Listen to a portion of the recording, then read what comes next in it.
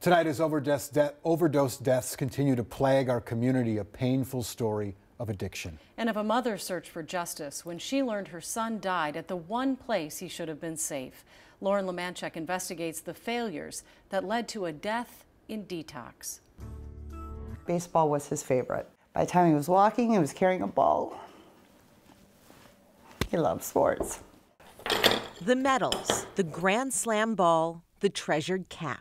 Yeah, he loved baseball. Tell a story of promise. He's still with me. By the time Caleb Malik was at Northfield High School, his talent drew Major League scouts and a Division I scholarship. But Jill Adams' son wasn't ready for the pressure. He's big in size, but he was very tender-hearted and shy. Caleb turned to Xanax and got hooked. A few years later, and then somebody introduced him to OxyContin, and that was very quick.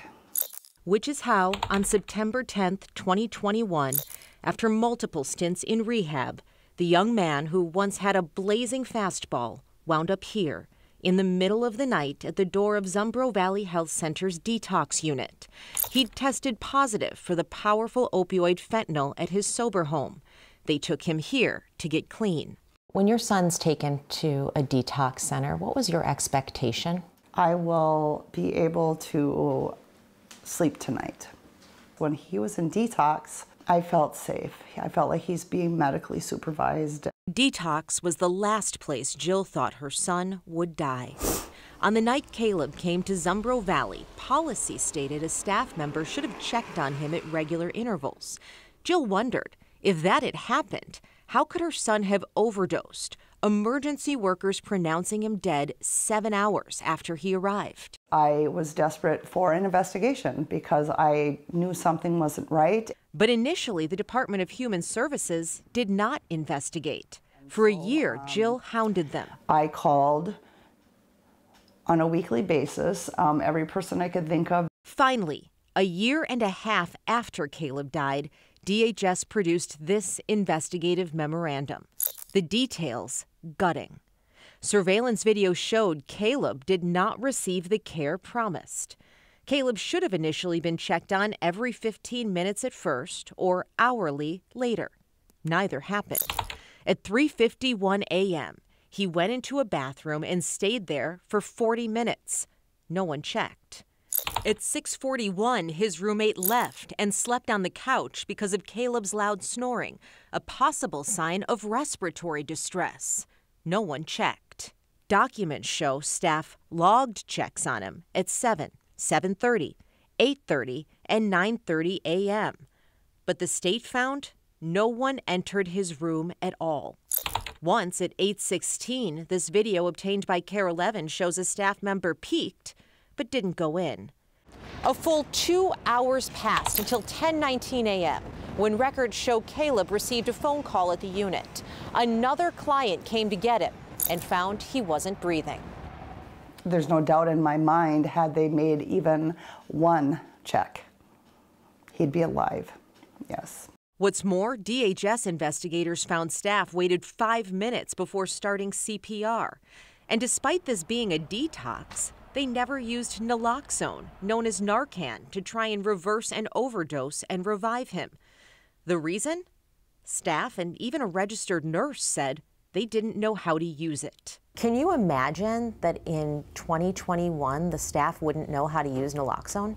Nope, I cannot imagine it. I honestly can't. Alicia House is executive director of Steve Rumler Hope Network, a nonprofit who hands out Narcan and trains people how to use the life-saving drug. As an advocate for people living with substance use disorder, Caleb's case disturbed her. I can't imagine someone dying of an overdose in medical care, especially in a facility that's meant to specifically monitor them safely during that withdrawal.